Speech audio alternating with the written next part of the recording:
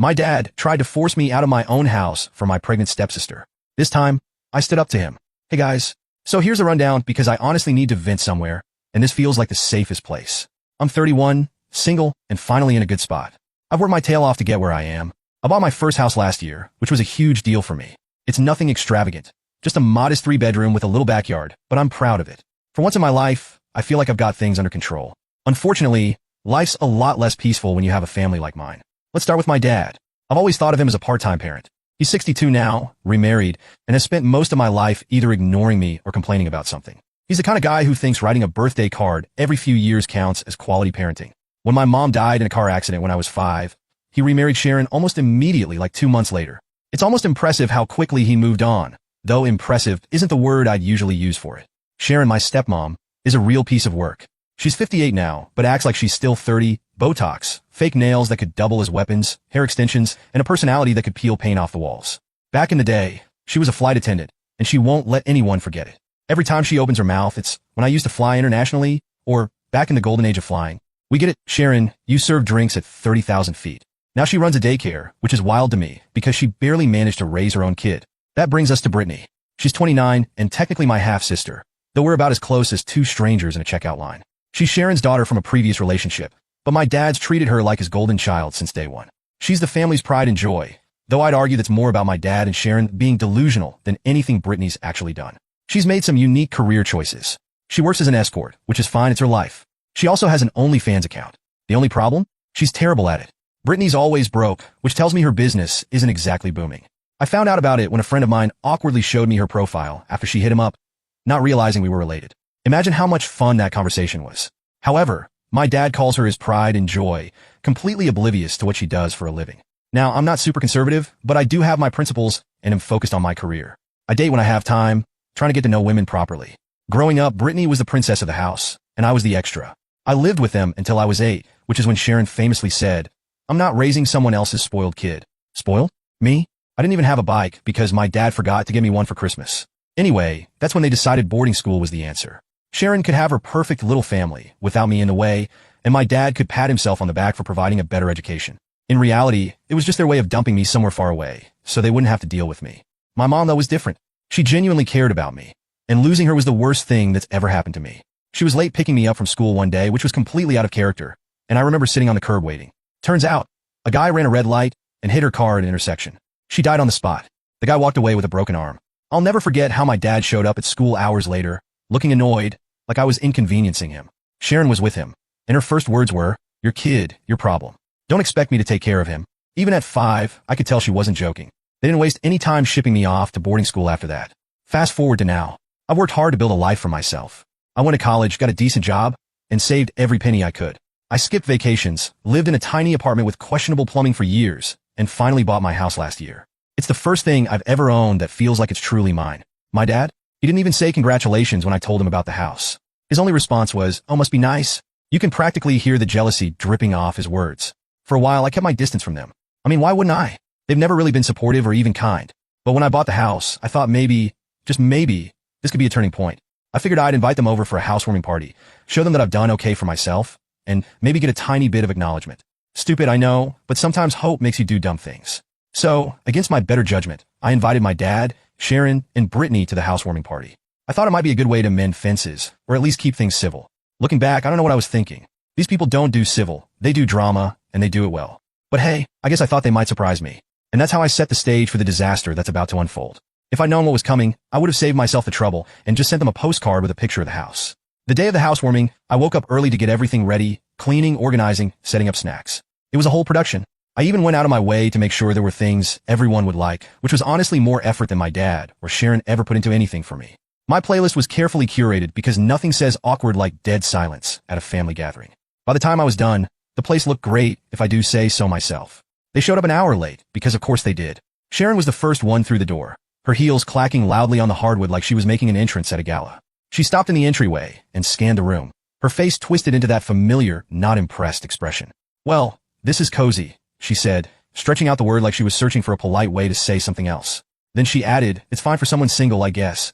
Behind her came my dad, hands in his pockets, looking like he was doing me a favor by showing up. He barely glanced around before saying, "You didn't tell me you were looking for a house. You could have asked for my advice." I know a thing or two about investments, right? Because the guy who let Sharon handle the family finances like it was monopoly money is definitely someone I'd trust for financial advice. Last, dragging her feet like a kid forced to visit relatives was Brittany. She muttered, "Nice place," without even looking up from her phone.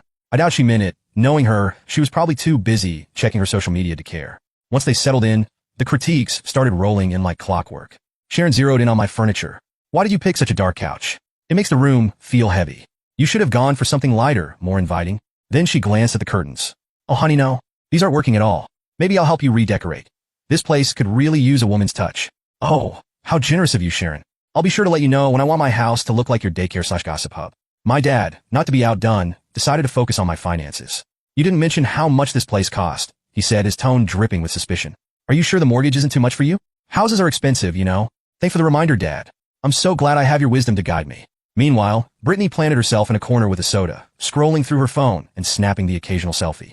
At one point, I heard her tell someone in her comments, "Yeah, I'm at my stepbrother's housewarming. It's nothing impressive." Despite their collective efforts to turn the night into a critique session, I powered through. I played the good host, kept the snacks flowing, and did my best to keep things light. But the longer they stayed, the harder it got to keep my patience in check. Sharon made a point of telling me how much better the kitchen would look with a pop of color. My dad found a way to tie every compliment back to himself. Brittany barely acknowledged me, which, at that point, felt more like a blessing than an insult. The final straw came when Sharon decided to offer her unsolicited thoughts on my choice of neighborhood.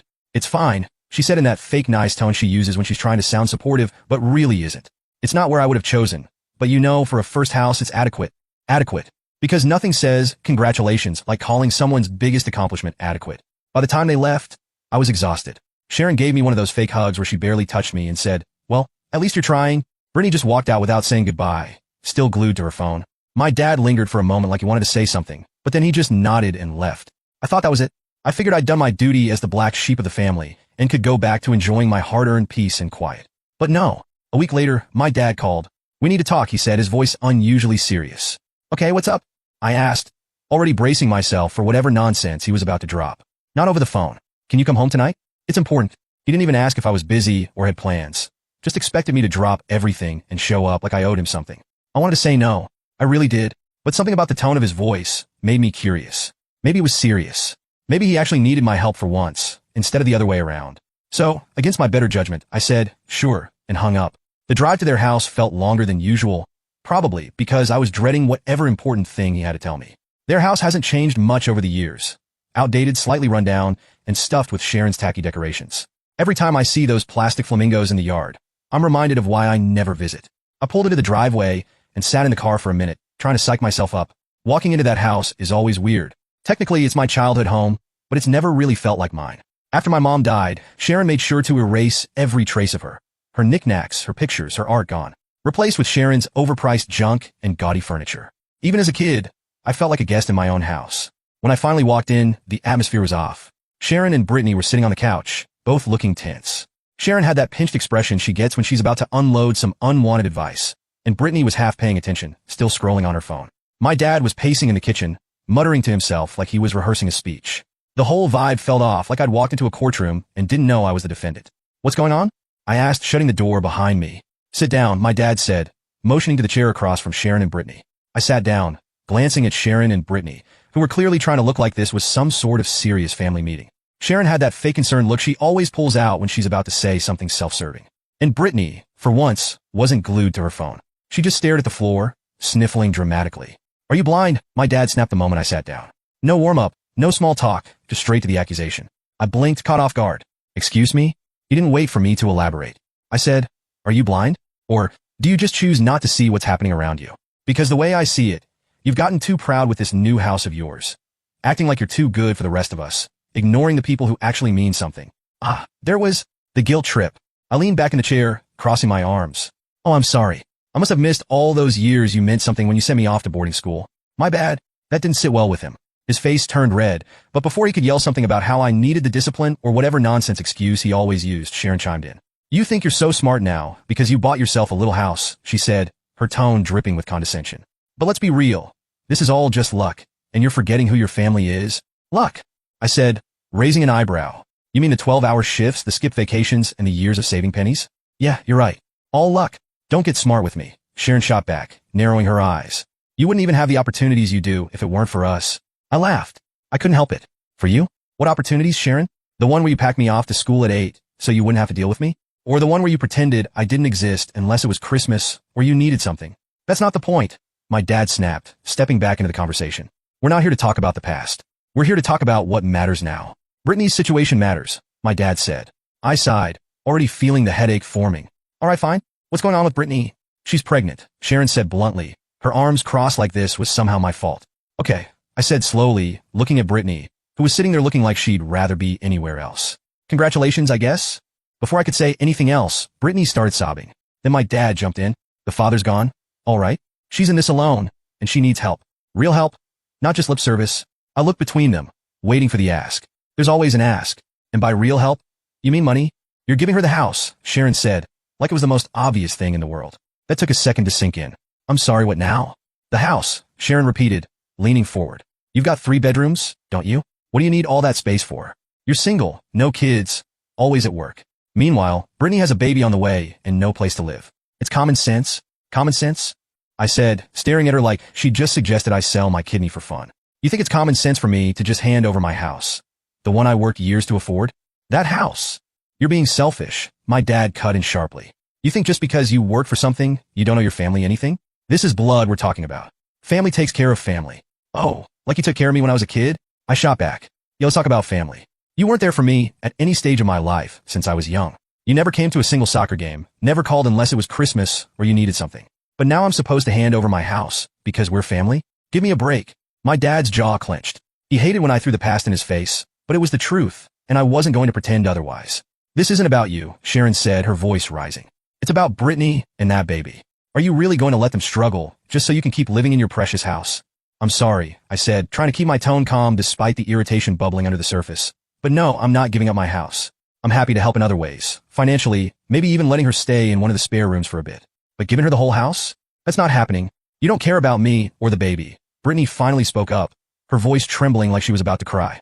I looked at her, and for a second, I felt bad.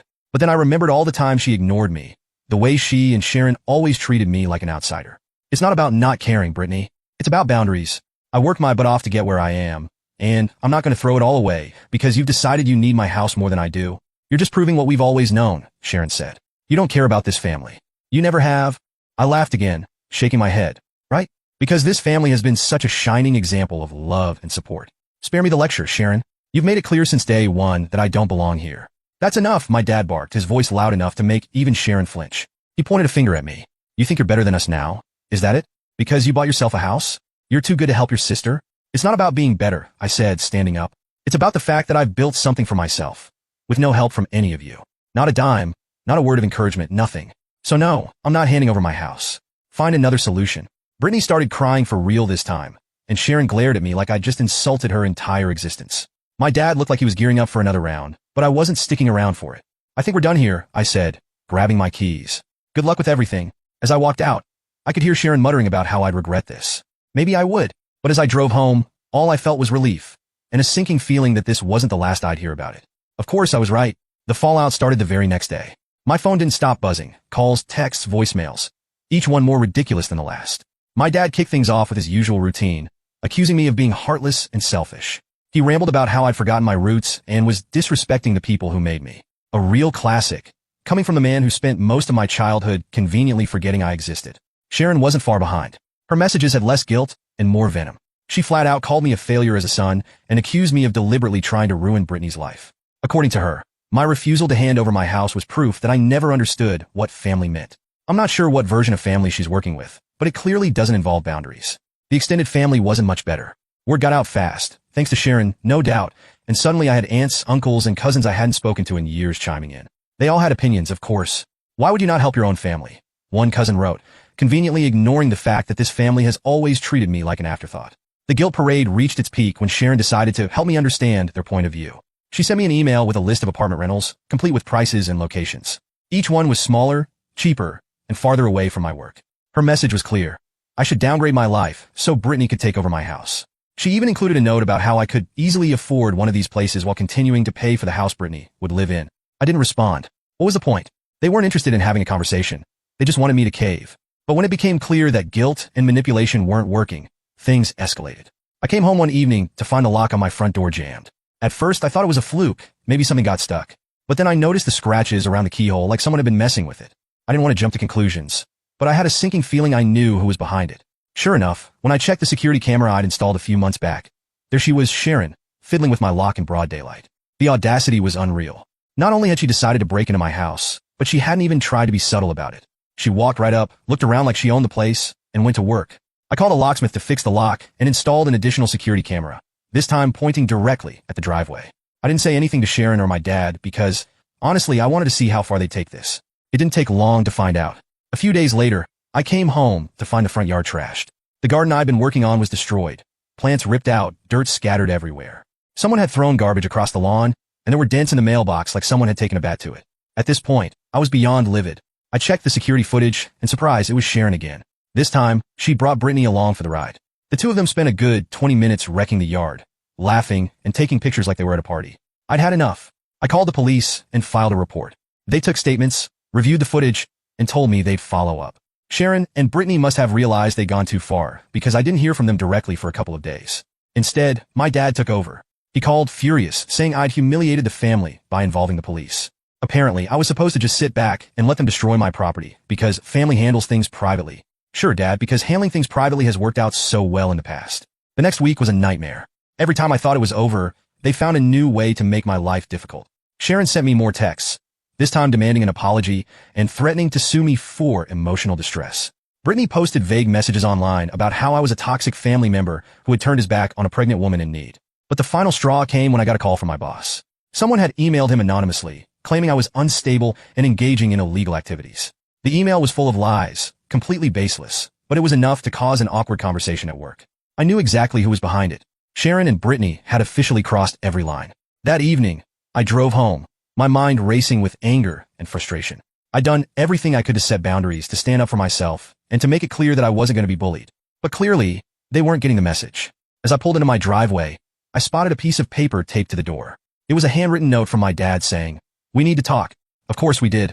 I crumpled the note in my hand and went inside, already dreading whatever fresh nonsense was waiting for me. The crumpled note sat in my hand like a ticking time bomb.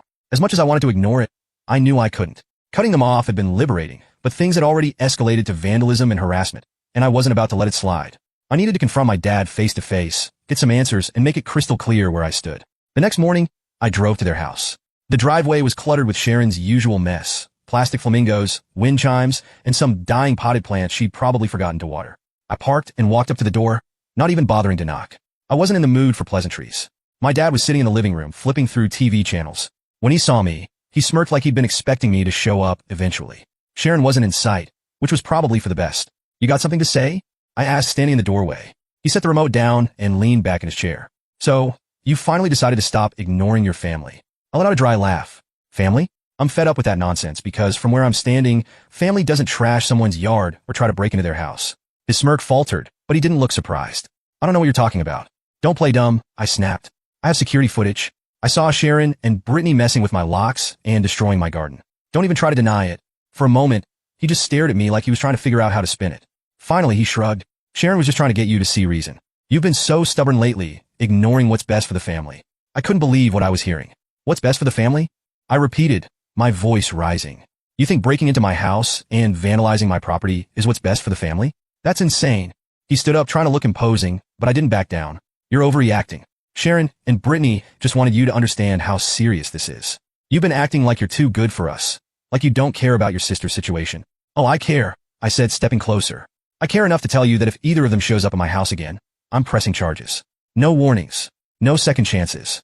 Do you understand me?" He scoffed, shaking his head. "You're really going to call the cops on your own family?" "I already did," I said bluntly. "And I'll do it again. You think I'm joking? Try me." The room went quiet. For once, my dad didn't have a snarky response. He just sat back down, muttering something under his breath about how I was being unreasonable. I didn't stick around to argue.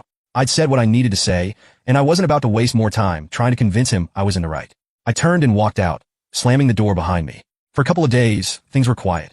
No calls, no emails, no surprise visits. I started to think maybe my warning had actually worked. Maybe, for once, they'd gotten the message. I told myself that my dad's silence meant he'd finally accepted that I wasn't going to play along with their games anymore. What's really bothering me now is that I cannot have peace of mind. I still have the feeling that this isn't going to stop. I know them. They'll keep escalating, keep finding new ways to try and wear me down.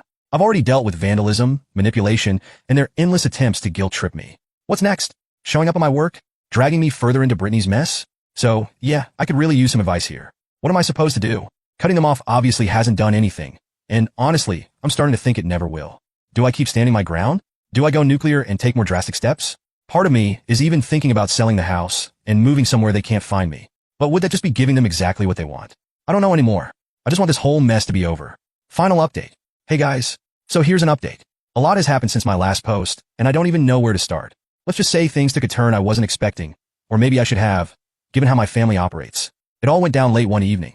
I was sitting at home, finally enjoying some peace and quiet after cutting ties with my dad, Sharon, and Brittany. For a few blissful days, there had been no calls, no emails, and no random passive-aggressive messages from extended family. It was starting to feel like I'd made the right choice. Then I heard shouting. At first, I thought it was just the usual neighborhood noise, someone arguing with a neighbor or a couple of teens being loud. But the yelling got louder and closer, and that's when I realized it was coming from right outside my house. I peeked out the window and saw a guy pacing on my lawn, shouting to himself like an angry dog looking for a fight. He was gesturing wildly, his voice getting angrier by the second. I opened the door cautiously, keeping it cracked. "Can I help you?" I asked, my heart already racing. "You're the guy, aren't you?" He barked, pointing a finger at me like he'd found the villain in a crime drama. "The one messing with Brittany." My stomach dropped. Of course it was about Brittany. "I don't know what you're talking about," I said, keeping my tone calm but firm. "Don't lie to me," he shouted, stepping closer to the door. "She told me everything, said you've been screwing her over, backing out of deals, ruining her life. You think you could just do that and get away with it?" I stared at him, completely dumbfounded. Brittany had apparently dragged one of her clients in her vendetta against me. This guy looked furious, but more than that, he looked unstable. "Listen," I said, trying to keep my voice steady.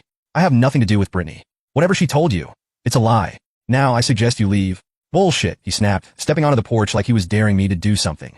"You're not getting rid of me that easy." At that point, I slammed the door and locked it. My heart was pounding, and I couldn't believe what was happening.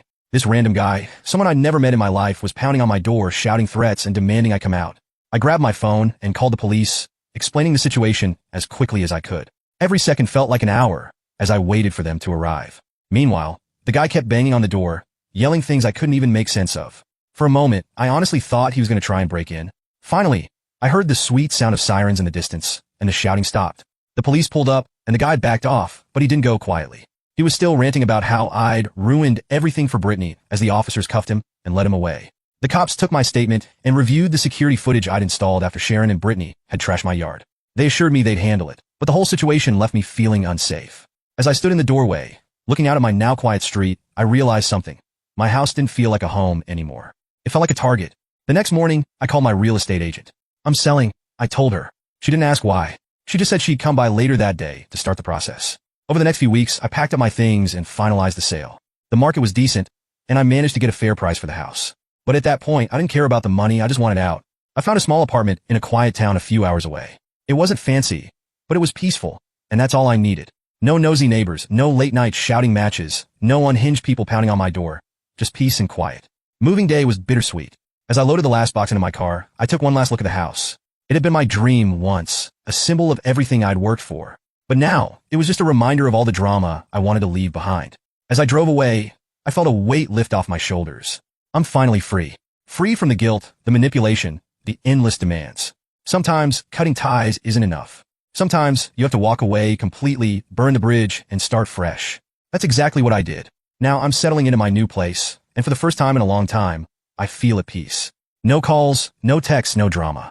Just me, my quiet apartment, and the freedom to live my life on my terms. So, yeah, that's the update. It's been a wild ride, but I finally feel like I'm in a good place.